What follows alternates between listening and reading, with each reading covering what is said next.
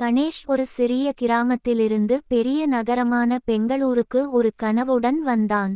Ganesh came from a small village to the big city of Bengaluru with a dream. அவனிடம் இருந்தது ஒரு பழைய மடிக்கணினியும் ஒரு புதிய ஐடி நிறுவனத்தில் அப்ரெண்டிஸ் வேலைக்கான அழைப்பும் மட்டுமே.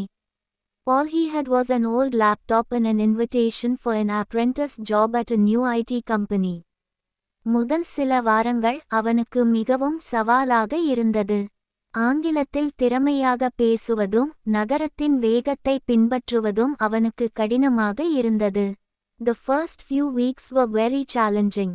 Speaking English fluently and keeping up with the city's pace were difficult for him.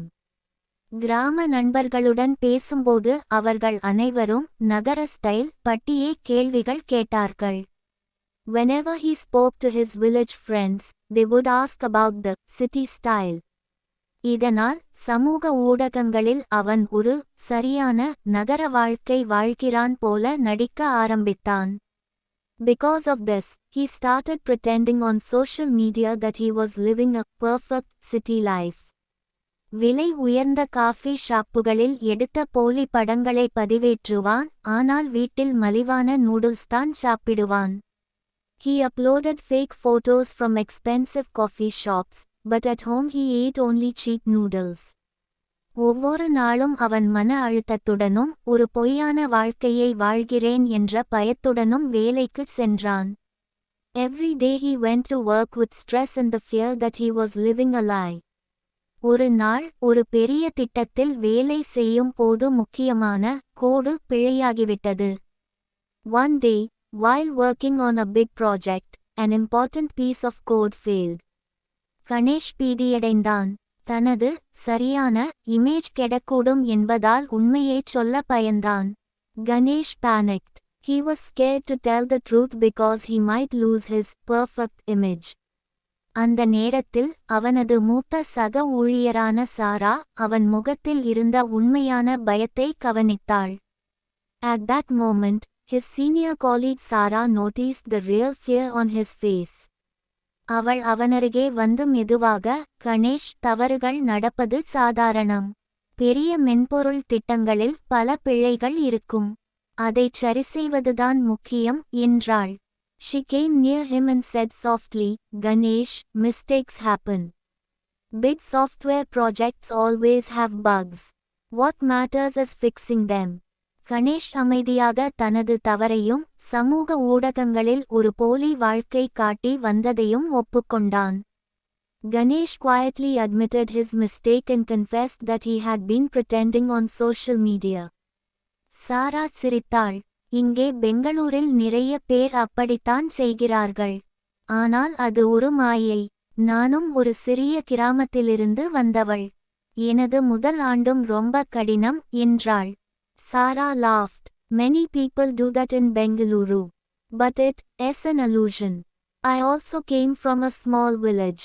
My first year was very tough too. அவள் தொடர்ந்தாள், நீ உண்மையிலேயே திறமையானவன், கணேஷ். அந்த திறமைக்கு ஆடம்பரமான காஃபி கப்கள் தேவையில்லை. தைரியமாக இரு, உண்மையாக இரு. She continued.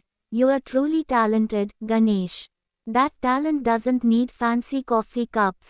Be brave, be real. அவளது வார்த்தைகள் கணேஷை உந்தின.